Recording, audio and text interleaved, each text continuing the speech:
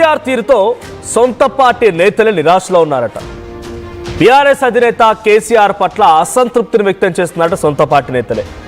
సమయం వచ్చింది, పబ్లిక్ వింటున్నారు, అసెంబ్లీ చూస్తున్నారు, అసెంబ్లీకి వెళ్ళి మాట్లాడవయ్యానంటే అసెంబ్లీకి రావడాన్ని నిరాకరించడాన్ని సొంత పార్టీ నేతలు తప్పుపడుతూ ఉన్నారు. కార్యకర్తల్లో తీవ్రమైన అసహనం నెలకొంది. పార్టీ పని అయిపోయిందా, ఇక ఆయన ఎప్పటికీ బయటికి రాడా?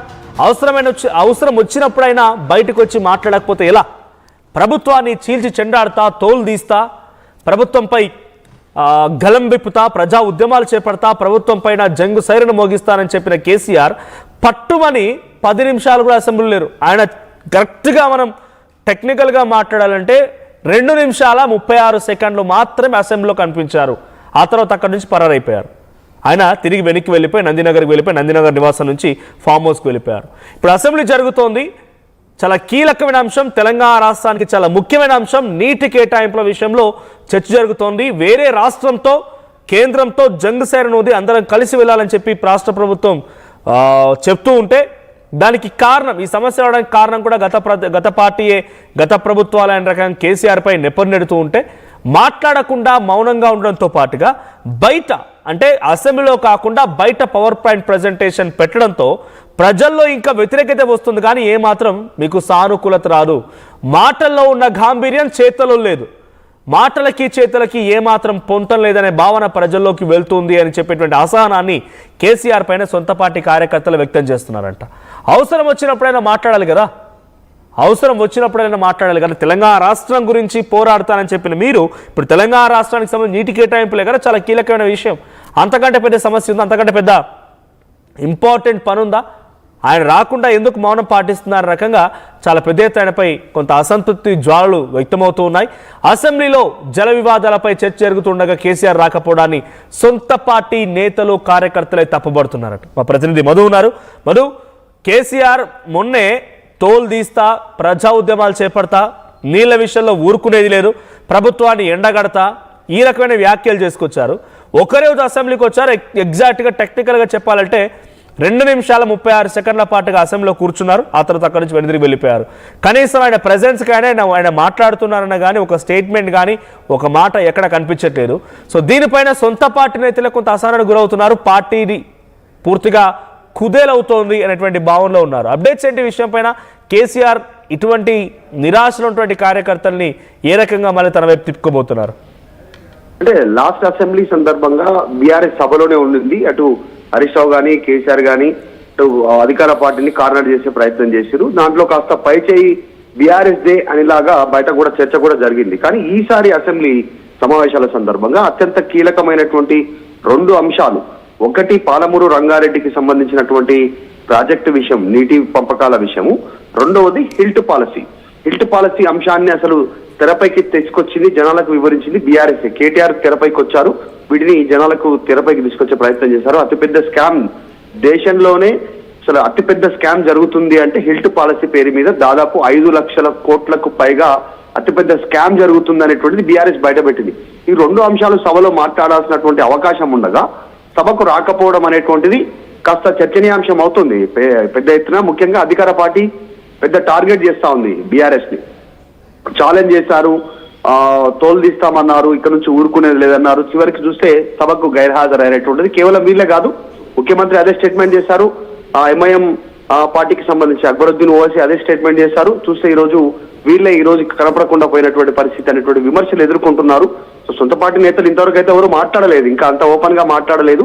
వాళ్ళు చెప్తా ఉంది ఏంటంటే బీఆర్ఎస్ పార్టీ నాయకులు అగౌరవపరుస్తా ఉన్నారు, అసభ్య పదజాలాన్ని ఉపయోగిస్తా ఉన్నారు, మైక్ ఇవ్వట్లేదు మాకు, అందుకే మేము బైకాట్ చేశామనేటువంటిది బీఆర్ఎస్ చెప్పుకుంటూ వస్తా ఉంది ఇప్పటి వరకు అయితే.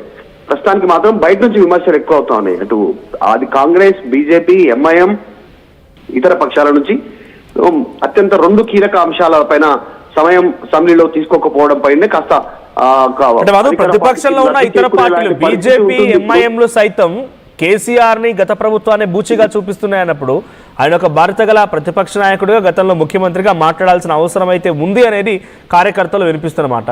సో ఎందుకు కేసీఆర్ ఎందుకు సైలెంట్ అవుతున్నారు? కేసీఆర్ ఎందుకు మాట్లాడలేకపోతున్నారు? హరీష్ రావు, కేటీఆర్ ఉంటే ఉండొచ్చు, కానీ హరీష్ రావు, కేటీఆర్ని కేసీఆర్తో సరిసమానంగా జనాలు చూడలేరు, తమ సొంత పార్టీ నాయకులు కూడా చూడలేరు. సో కేసీఆర్ ఈ అసెంబ్లీ సమావేశాలు ముగియేంత వరకైనా కూడా లేదా బయట అయినా లేదా అసెంబ్లీ అయినా మాట్లాడే అవకాశం కనబడుతోందా?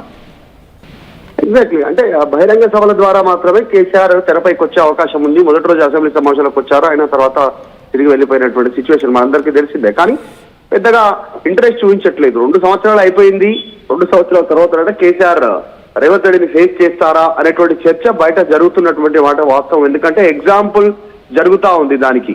సేమ్ పక్క రాష్ట్రంలో ఆంధ్రప్రదేశ్ లో వైఎస్ రాజశేఖర్ రెడ్డి, చంద్రబాబు నాయుడు గతంలో ఇద్దరు ప్రత్యర్థులు, రాజకీయ ప్రత్యర్థులు ఇద్దరు ఉద్దండులు ఒకరికొకరు విమర్శలు చేసుకున్నారు. తర్వాత రాజశేఖర రెడ్డి చనిపోయిన తర్వాత ఆయన కొడుకు జగన్మోహన్ రెడ్డి, అంటే చంద్రబాబు కంటే చాలా జూనియర్ అయినప్పటికీ కూడా ఆయనను చంద్రబాబు నాయుడు ఫేస్ చేసిండు. జగన్మోహన్ రెడ్డితో తలపడ్డాడు, విమర్శలు తీసుకున్నారు, ఆయన విమర్శిస్తే తీసుకున్నారు, ప్రతి విమర్శలు చేశారు. మళ్ళీ జగన్ ఓడించి డైరెక్ట్ గా ప్రత్యక్షంగా మళ్ళీ రాజకీయాల్లో మళ్ళీ ఆయన పార్టిసిపేట్ యాక్టివ్ గానే ఉంటూ ముఖ్యమంత్రి అయ్యారు. సో ఇక్కడ చంద్రబాబు సేమ్ అదే విధంగా చంద్రబాబును ఎందుకు తీసుకోలేకపోతున్నారు ఆదర్శంగా కేసీఆర్ అనేటువంటి చర్చ గత కొంతకాలంగా జరుగుతూ ఉంది. రేవంత్ రెడ్డి జూనియర్ కావచ్చు, నీ కిందనే పని చేస్తుండొచ్చు, కానీ ఈ రోజు మళ్ళీ నువ్వు ఫేస్ చేయాల్సినటువంటి అవసరం ఉంది, 2 సంవత్సరాలు అయిపోయింది కదా అనేటువంటి చర్చ అంతర్గతంగా జరుగుతున్నమాట వాస్తవం. కానీ బయటకు చెప్పడానికి కోరు ఇష్టపడట్లేదు జరుగుతున్నటువంటి పరిణామాలను. సో కేసీఆర్ ఎప్పుడు ఫేస్ చేస్తారు రేవంత్ రెడ్డిని? ఈ రోజు కాకపోయినా రేపైనా రావాలి. ఇంకా 3 సంవత్సరాలు ఉంది. 3 సంవత్సరాలు అసెంబ్లీకి రాకపోతే అదొక బ్యాడ్ రిమార్క్ గానే ఉండిపోయేటువంటి అవకాశం ఉందనేటువంటి చర్చ ఉంది. దీన్ని కాంగ్రెస్ అడ్వాంటేజ్ గా తీసుకుంటుంది. కేసీఆర్ రాకపోతే అసెంబ్లీకి అది రాజకీయంగా ఆటోమేటిక్ గా హరీష్ రావుకు లబ్ధి చేకూరుతా ఉంది, అది బీఆర్ఎస్ గమనించలేకపోతా ఉంది అనేటువంటి విమర్శలు కూడా డైరెక్ట్ గా ముఖ్యమంత్రి రేవంత్ రెడ్డి చేస్తా ఉన్నారు. సో వీటన్నిటి నేపథ్యంలో కేసీఆర్ మరి ఇక అసెంబ్లీకి ఈ రోజు చివరి రోజు అంటున్నారు, లేదంటే ఎన్ని రోజులు ఇంకా పొడిగింపు ఉందో తెలియదు. కానీ ఈ సెషన్ కి ఎట్లాగో బైకాట్ చేశారో రావట్లేదు. ఎవరు కేవలం బహిరంగ సభల ద్వారానే పోతే విమర్శలు కంటిన్యూ అయ్యే అవకాశం ఉంది. రేపు ఫ్యూచర్ లో ఎప్పుడు అసెంబ్లీ స్టార్ట్ అయినా కేసీఆర్ ఖచ్చితంగా అసెంబ్లీకి రావాల్సినటువంటి అవసరం ఉంది, డైరెక్ట్ గా సమాధానం చెప్పాల్సినటువంటి అవసరం ఉంది.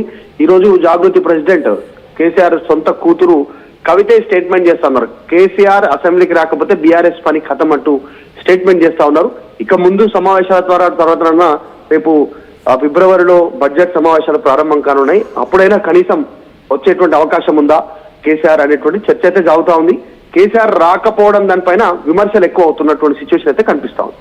అంటే అసెంబ్లీలో మాట్లాడడం కంటే కూడా పబ్లిక్ లో సభల సమావేశాలు పెట్టి మాట్లాడితేనే ఎక్కువగా మైలేజ్ వస్తుంది, కేసీఆర్ లైవ్లీగా ఉంటారనే భావనలో కేసీఆర్ ఉన్నారా? అంటే జనరల్ గా పార్టీ అదే లైన్ లో ఉంది.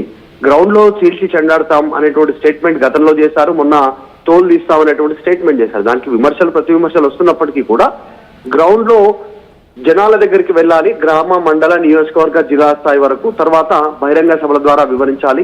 దానికి సంబంధించి స్లైడ్ షోలు సోషల్ మీడియాలో కానీ, పాంప్లెంట్ రూపంలో కానీ, పాటల రూపంలో జనాల దగ్గరికి వెళ్ళాలి.